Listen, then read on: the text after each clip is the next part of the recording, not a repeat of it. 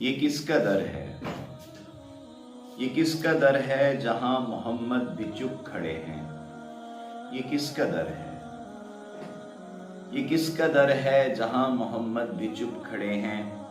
जहां फरिश्ते बिला इजाजत ना आ सकेंगे, ये किसका दर है।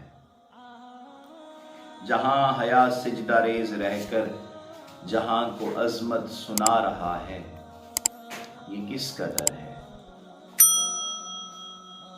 किसा की आयत कुरान के लफ्जों में घर की अजमत सुना रही है, ये किसका दर है। ये किसका दर है कि बाद अहमद जहां पे शोले बुलंद होते मदीने वालों की बंद आंखों को चैन की नींद दे रहे हैं। ये किसका दर है। मुझे ये लगता है ये दर वही है, ये घर वही है जहां जमीनों को खम रखना नबीए अतहर बता गए थे।